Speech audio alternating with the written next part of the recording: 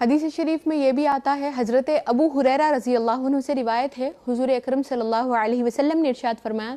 کہ ان العبد اذا صلى في العلانیۃ فاحسن وصلى في السر فاحسن قال اللہ تعالی هذا عبدی حقا۔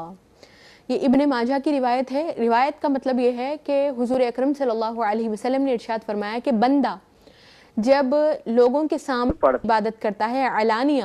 اور اچھی عبادت کرتا ہے، نماز پڑھتا ہے مثال کے طور پر، اور اچھی نماز پڑھتا ہے، اور پوشیدگی میں یعنی لوگ جب نہیں ہوتے ہیں سر میں بھی جب نماز پڑھتا ہے اور اچھی نماز پڑھتا ہے، تو اللہ تعالیٰ فرماتے ہیں کہ یہ میرا برحق بندہ ہے، یقیناً یہی میرا بندہ ہے،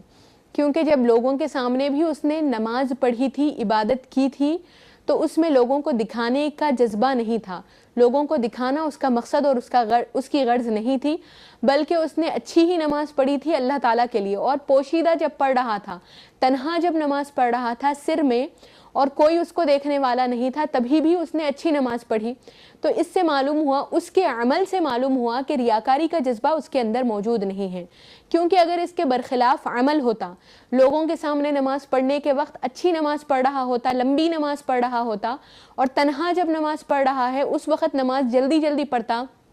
لمبی نماز نہیں پڑھتا، بلکہ نماز میں خشوع و خضوع کا اہتمام بھی نہیں کرتا اور لمبی قرات وغیرہ کا بھی اہتمام نہیں کرتا، تو اس کے عمل سے یہ بات واضح ہوتی کہ لوگوں کے سامنے نماز پڑھ رہا ہے اور اچھی نماز پڑھ رہا ہے، اور تنہا پڑھ رہا ہے تو اچھی نماز نہیں پڑھ رہا ہے، تو لوگوں کے سامنے لوگوں کو دکھانے کے لیے، یہ کہلوانے کے لیے کہ لوگ اس کو بڑا عبادت گزار سمجھے اور اچھی نماز پڑھنے والا سمجھے، یا